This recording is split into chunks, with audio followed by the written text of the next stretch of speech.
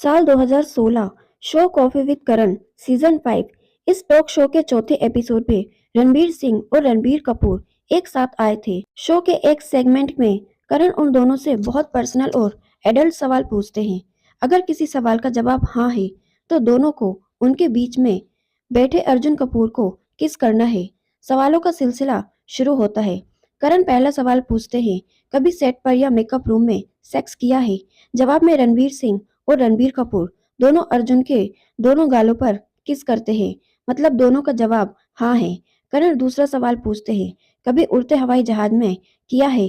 रणबीर ढंग से किस करते हैं और रणबीर हल्के से। करण हंसकर पूछते हैं, तो मतलब थोड़ा बहुत ही। इस पर जवाब में अर्जुन कहते हैं, मतलब हाथ में आया पर मुंह न लगा। और रणबीर के लिए कहते हैं, इसका तो हाथ मुंह सब लगा। ठहाकों का एक दौर चलता है। करण अगला सवाल पूछते हैं, सीट पर या बाथरूम में? जवाब आता है, बाथरूम में। अगला सवाल, कभी अपने दोस्त की गर्लफ्रेंड के साथ सोए? जवाब में रणबीर कपूर हाँ बोलते हैं। अर्जुन पूछते हैं, कोई मेरी वाली तो नहीं थी ना?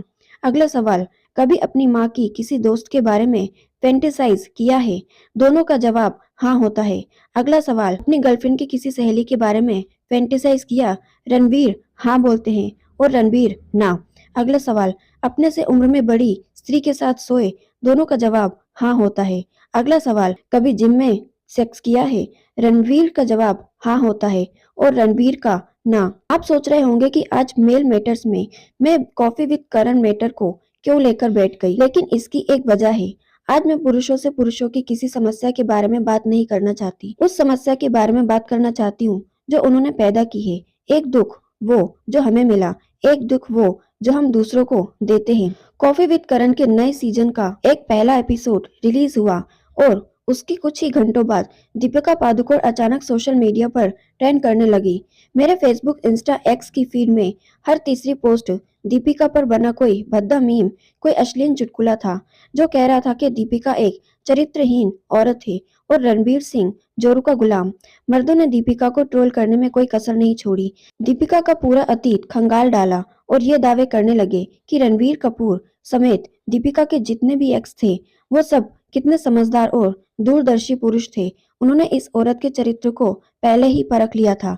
मैंने एपिसोड नहीं देखा था, सिर्फ मीम्स ही देख रही थी। मेरे मन में सहज जिज्ञासा ये हुई कि क्या 7 साल पहले के रणबीर और रणबीर वाले शो की तरह दीपिका ने भी इस शो में अपने एडल्ट एडवेंचर के खुलासे किए हैं।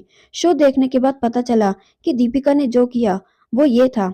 करण के इस सवाल के जवाब में कि उन दोनों के रिश्ते की शुरुआत कैसे हुई, दीपिका ने कहा, जब तक रणवीर ने मुझे प्रपोज नहीं किया हमारे बीच कोई कमिटमेंट नहीं था। अगर टेक्निकली हम दूसरे लोगों से मिल भी रहे थे तो भी लौटकर हमेशा एक दूसरे के पास ही आते। मैं दूसरों से भी मिली लेकिन उनके प्रति कोई उत्साह या खुशी महसूस नहीं हुई। मेरे दिमाग में हमेशा रणवीर ही होता था। रणवीर इस पूरे वक्त दीपिका का हाथ थामकर ध्यान से पूरी बात सुनते रहते हैं और फिर कहते हैं, 2-3 यूटर्स यानी संभावित मैच और थे। बहुत से लड़के दीपिका को चाहते थे लेकिन मुझे खुद पर यकीन था। मुझे पता था कि वो मेरी ही है। दीपिका के ये कहने के लिए कि वो कमिटमेंट से पहले कमिटेड नहीं थी। सोशल मीडिया पर पुरुष न सिर्फ उसे भद्दिया गालियां दे रहे थे बल्कि रणवीर को भी नामर्द, जोरू का गुलाम, नपुंसक, बेचारा, माउगा जैसे शब्दों से नवाज रहे थे। एक ऐसा मर्द जो औरत के सामने कमजोर हो, जो औरत के इशारों पर नाचे और जिसकी मर्दानगी शक के घेरे में हो। इस पूरे प्रकरण के साथ ये याद दिलाना जरूरी है कि उसी शो के उसी काउच पर बैठकर जब दो पुरुष ने अपने सेक्सुअल एडवेंचर्स की कहानियां सुनाई, कन्फेक्शन किए, तो सोशल मीडिया पर किसी ने उन दोनों को ट्रोल नहीं किया। उनके चरित्र पर कोई सवाल नहीं उठा। उल्टे उनकी छाती पर मर्दानगी के 4 मेडल और टांग दिए गए। वो पुरुषों के आदर्श पुरुष थे जो हवाई जहाज से लेकर फिल्म के सेट तक हर जगह अपनी मर्दानगी का मुजाहिरा पेश कर रहे थे। अपनी गर्लफ्रेंड की सहेली के साथ अपनी मम्मी की फ्रेंड तक हर किसी को फैंटिसाइज कर रहे थे। फ्रेंड की गर्लफ्रेंड के साथ सो रहे थे और ऐसा करके वो मर्दानगी का पोस्टर बॉय कहलाए जाने की सारी सहूलियत हासिल कर रहे थे। और एक औरत जो रिश्ते में कोई वादा देने से पहले वादा लेना भी चाहती है, वो समझना चाहती है कि ये लड़का वादे के लायक है भी या नहीं। वक्त दे रही है, ढूंढ रही है, समझ रही है, वो चरित्रहीन है, छिनाल है। इस मुद्दे पर मेल मैटर्स की जगह औरत के हक और बराबरी वाला कॉलम लिखा जाना चाहिए था, लेकिन आज मैं औरतों से नहीं, अब पुरुषों से बात करना चाहती हूँ। आपके गिरेबान में झाँककर, आपकी आत्मा में उतरकर देखना, आपसे सवाल करना। पुरुषों को ऐसा क्यों लगता है कि यौन नैतिकता की सही और गलत की परिभाषा औरत और मर्द के लिए अलग-अलग है? जो बात पुरुषों के लिए मर्दानगी का मेडल है, वो औरत के लिए शर्मिंदगी और चरित्रहीनता का सबूत। मर्दों के लिए कोई नियम कानून नहीं और औरतों के लिए 1000 नियम। पुरुष अनगिनत स्त्रियों से संबंध बनाने, सड़क पर लड़कियों को छेड़ने, मॉलेस्ट करने, रेप करने के बाद भी राजा बेटा बने रहते हैं और लड़कियों का चरित्र सिर्फ अपनी मर्जी से किसी से प्यार कर लेने से ही नष्ट हो जाता है। मैं आपसे पूछना चाहती हूँ कि ऐसा क्यों है कि आप सब स्त्री की निकटता चाहते हैं, लेकिन पुरुष की निकटता चाहने वाली स्त्री को कैरेक्टरलेस समझते हैं? मैं आपसे पूछना चाहती हूँ, ऐसा क्यों है कि हर लड़की किसी न किसी ऐसी लड़की को जरूर जानती है जिसके साथ मोलेस्टेशन हुआ है, रेप हुआ है, जबरदस्ती हुई है, लेकिन कोई भी लड़का ऐसे एक भी लड़के को नहीं जानता जिसने मोलेस्ट किया है, रेप किया है, जबरदस्ती की है। पता है क्यों? क्योंकि आपने इन सारी चीजों के लिए खुद को, अपने दोस्त को, अपने जेंडर को, अपने सर्कल के लोगों को क्लीन चिट दे रखी है। आपके दोस्तों की महफिल में जब कोई लड़का लड़कियों को लेकर अश्लील बातें करता है, भद्दे कमेंट करता है, व्हाट्सएप पर सेक्सिस्ट जोक भेजता है, औरतों को अपमानित करने वाले पॉर्न फॉरवर्ड करता है, अपनी गर्लफ्रेंड की सीक्रेटली या उनकी सहमति से खींची गई निजी फोटो आपको दिखाता है, पर्सनल चैट पढ़ाता है, फोन स्पीकर पर रखकर उनसे इंटीमेट बात करता है और आप बगल में बैठकर सुन रहे होते हैं, तो आप अपने उस दोस्त पर सवाल नहीं करते। मुमकिन है आप उनमें से एक ना हो, आपको लग भी रहा हो कि ये जो हो रहा है वो ठीक नहीं, लेकिन फिर भी आप उसे टोकते नहीं, डांटते नहीं, कहते नहीं कि ये गलत है, अनैतिक है, ये शर्मनाक हरकत है। आपने भी मान लिया है कि लड़के ऐसे ही होते हैं और इस होने में कुछ भी अजीब नहीं। अगर आप इसका हिस्सा नहीं भी हैं, तो भी आप इनेबलर हैं। अगर आप बोलते नहीं, टोकते नहीं, सेक्सिस्ट चुटकुलों पर हंसते हैं, तो कहीं ना कहीं इनमें आपकी भी हिस्सेदारी है। आप सिर्फ स्त्रियों को नीचा नहीं दिखाते, आप रणवीर जैसे पुरुषों का भी मजाक उड़ाते हैं।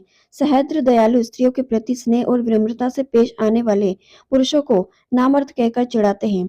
आपकी दुनिया में ऐसा क्यों है? सारे मानवीय गुण शर्मिंदगी का और सारे टॉक्सिक गुण महानता का सबब है। मैं एक औरत हूँ और एक पूरा जीवन इस उद्देश्य में औरत की तरह गुजारा है। मैं वो हूँ जिसके सीने पर पुरुष हाथ मारकर चले जाते हैं, भीड़ का फायदा उठाकर पीछे से चिकोटी काट लेते हैं, अश्लील कमेंट करते हैं। नहीं, मैं आपकी बहन नहीं हूँ, आपकी माँ, प्रेमी, पत्नी, साथी, दोस्त, सहकर्मी, कुछ भी नहीं। मैं बस एक स्त्री हूँ, इस देश की 70 करोड़ स्त्रियों में से एक। मैं आप ही की तरह एक मनुष्य हूँ। और पता है, मुझे सबसे ज्यादा दुख इस बात से तो होता ही है कि एक औरत होने के नाते मुझे ये सब सहना पड़ता है। दीपिका को इतनी गालियां सिर्फ इसलिए सहनी पड़ी क्योंकि उसने औरत होकर वो बात कही, जो बहुत सहज, सुंदर और मानवीय बात थी। मुझे दुख इस बात से भी होता है कि हमें दुख पहुंचाए हुए आप पुरुषों को दुख क्यों नहीं होता, हमारा दुख देखकर आपको दुख क्यों नहीं होता। दीपिका को ट्रोल होते, गालियां खाते देख आपको बुरा क्यों नहीं लगता, तकलीफ क्यों नहीं होती? क्या इसलिए कि आप पुरुष लोग स्वभाव से ही ट्रोलर हैं? मुझे नहीं लगता कि आप स्वभाव से ही ट्रोलर हैं, आप ऐसे ही पैदा हुए थे, लेकिन पैट्रियार्की ने आपकी मनुष्यता छीन ली है और आपको ऐसा बना दिया है। वह एक कहानी है, ना सिर्फ सांप का स्वभाव है काटना और साधु का बचाना। बचपन में माँ ये कहानी सुनाकर कहती थी कि मर्द ऐसे ही होते हैं, औरतों को संभल कर रहना चाहिए। मैं हमेशा संभल कर रही, लेकिन मैंने उनकी बात पर यकीन नहीं किया। मुझे नहीं लगता कि मर्द ऐसे ही होते हैं, कि ये उनका बुनियादी स्वभाव है। मुझे इतना जरूर लगता है कि वो अपने बुनियादी स्वभाव को भूल जरूर गए हैं। मर्दानगी के अहम में उन्होंने अपनी मनुष्यता खो दी है। वरना इतना क्या मुश्किल है कि ये समझना कि जिस तरह हजारों लाखों की तादादों में पुरुषों ने दीपिका पादुकोण को गंदी गालियां दी, ट्रोल किया, ये टॉक्सिक मैस्कुलिनिटी थी, ये अनैतिक और अमानवीय था। इतना क्या मुश्किल है ये समझना कि एक अच्छा पुरुष अपनी प्रेमी, अच्छा साथी, अपने और अपने महिला पार्टनर के लिए दोहरा नैतिक मापदंड नहीं रखता। अपने लिए हर तरह की छूट और अधिकतर चाहते हुए वो औरत को कैद नहीं करता। इतना क्या मुश्किल है ये समझना कि अच्छा पुरुष औरत पर अधिकार नहीं, प्यार जताता है। वो औरत को कंट्रोल नहीं करता, उनके सामने सिर झुकाता है, प्रेम में विनम्र होता है। इतना क्या मुश्किल है ये समझना कि एक अच्छा पुरुष माँ, पत्नी, बहन के रिश्तों की नहीं, स्त्री के मनुष्य होने मात्र का आदर करता है, सभी के प्रति बराबरी, करुणा। बरतता है, अपनी बहनों को सात तालों में रखकर दूसरे की बहनों को ताड़ता नहीं। कॉफी विद करण में एक जगह दीपिका कहती है कि मैं रणवीर के उस पहलू के प्रति आकर्षित हुई जिसके बारे में दुनिया नहीं जानती।